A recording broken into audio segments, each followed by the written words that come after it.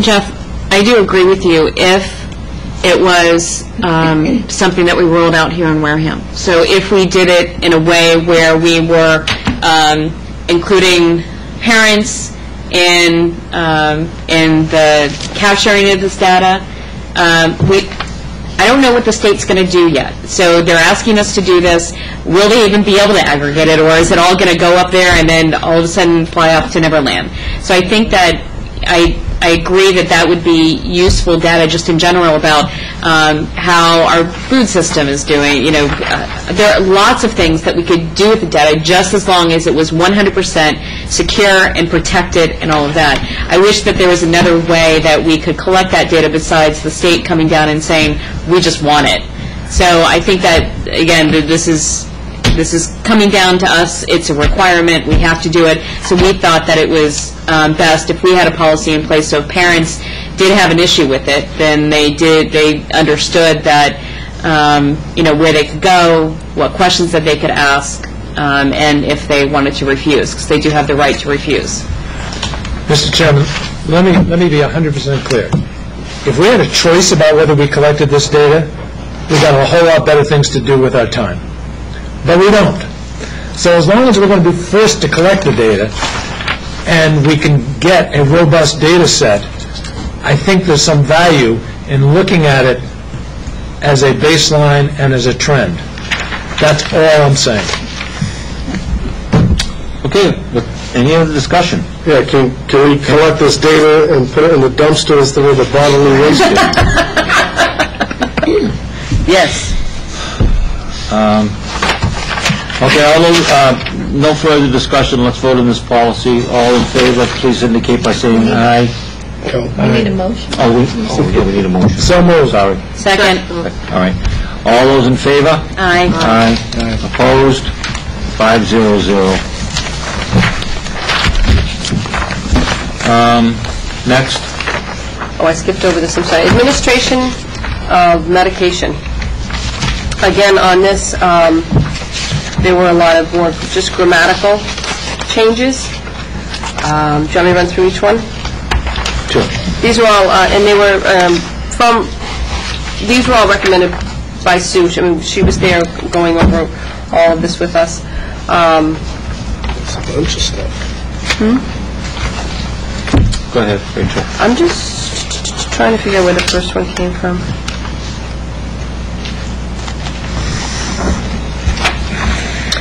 Number one. We added the last sentence to number one under physician, parent, guardian responsibility. And it, on recommendation from Sue, we added, the nurse will document the quantity of medication received on the medication administration log. That is her, what she does anyway. She has a log that she keeps it all on. Question? No, I was just going to say through you, what she said, it wasn't in the policy. It's not being done across all schools, and there are issues. They wanted to make sure that, you know, one of the first things that they try to implement is that, you know, the parents are bringing in the medication. But if it's the parents or the students that are bringing in, that they are counted in front of the students and then they are logged. So then if, you know, 3 or 4 days, there's a, you know, discussion about, no, there were really 50 pills, no, you only gave me 25.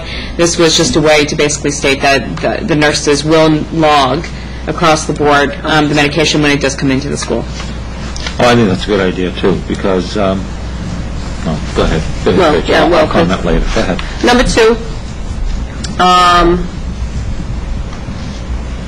we added an A between signed by both and parent/guardian. I think that was just to clean up the wording, to make sure that it was going to be... I think guardian was not in it. Guardian was not in it, so... Right, we added guardian, and that in some cases they're not going to be two parents, so that's the reason why I put an A in front of it. Okay. Rachel? Page 5, which does go off of the actual policy, but it was a cleanup, just the same. We just had to clean up a few things on the back. In the school listings, we wrote on the top, "Dear parent/guardian," and then on the listing of the school nurses, we cleaned it up, made sure all the schools were included, and that the nurses' names were spelled properly. You can see the corrections here. That's in this parent letter. And, Oh, okay. yeah, there were a few grammatical mistakes.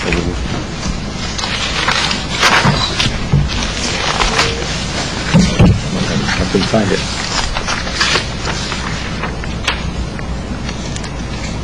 Go ahead, Rachel. And then we removed implementation of life-threatening allergy policy from this policy to review as a separate policy at a later meeting. Does that cover it? That covers it. Discussion? Rhonda? Move approval. Second? I have a motion, a second to approve. I just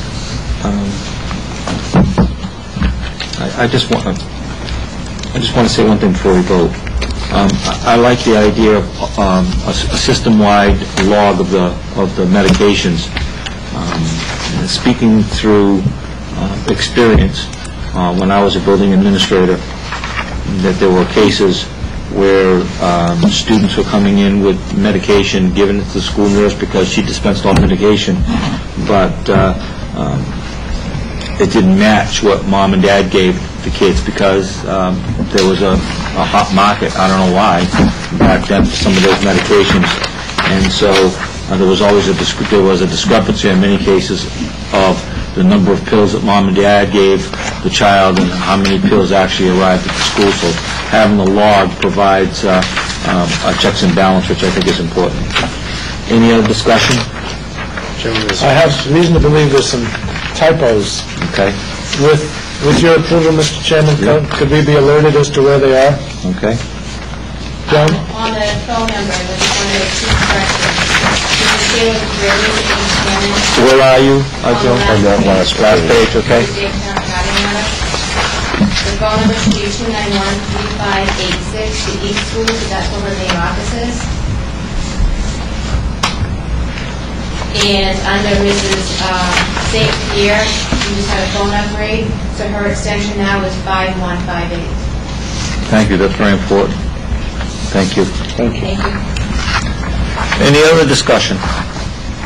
There is a motion and a second on the floor. All in favor? Aye. As corrected. Opposed? 500. What's next?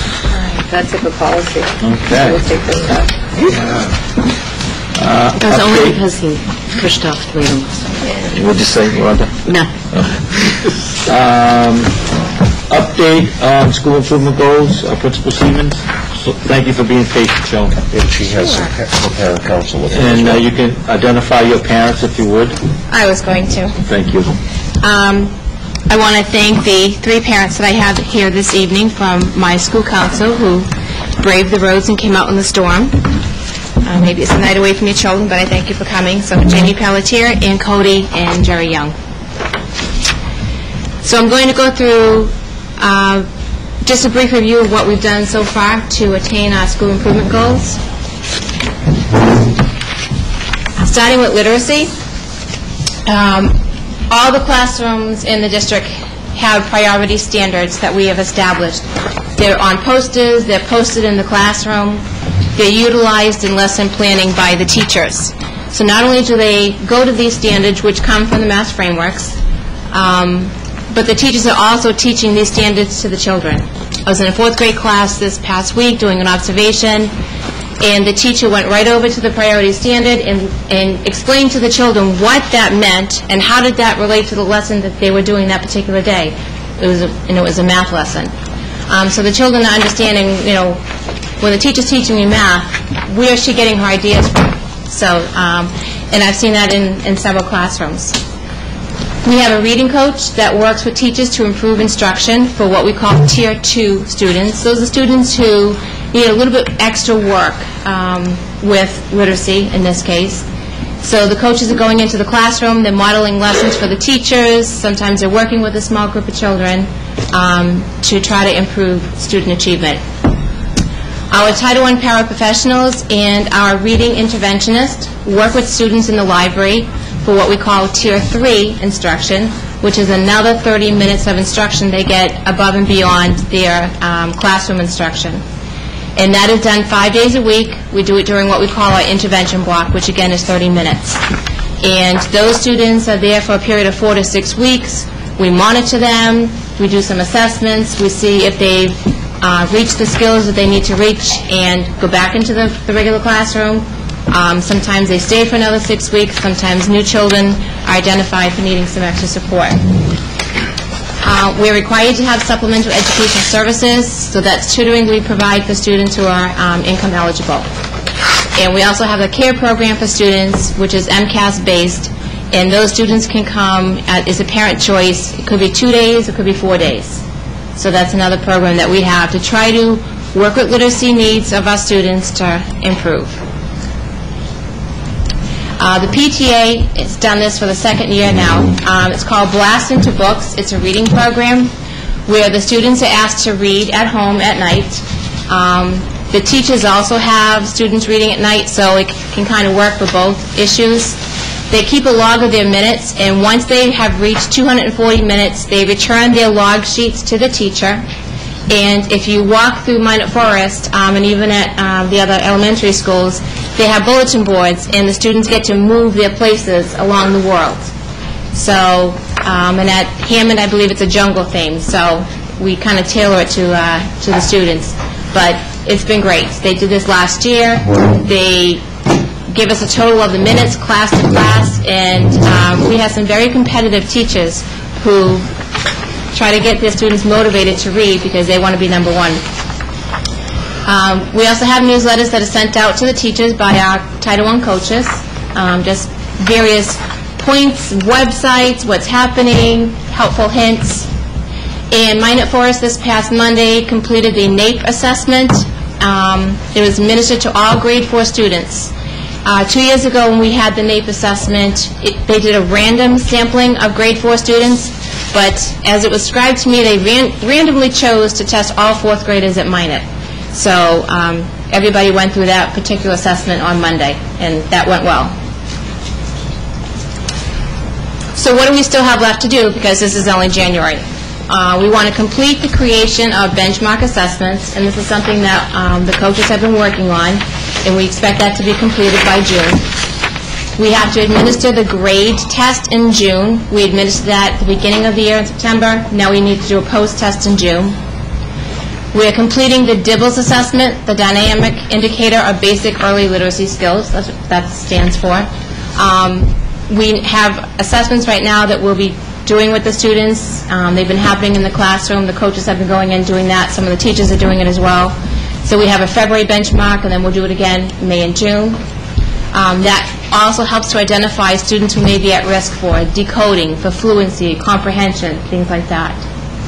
We'll complete the Blast Into Books program and host the award ceremony. We did that last year, and that was fabulous. The students loved that.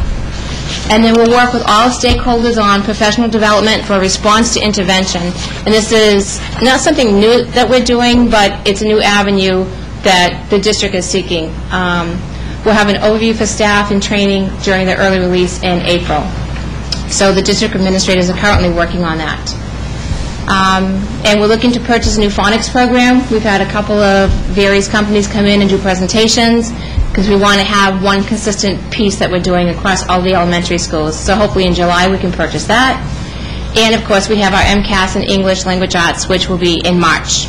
So we're working on schedules and getting that out to families. We have summative, informative assessments that we give our students in order to get the data, to analyze the data, to figure out where are the students, where do they need to be.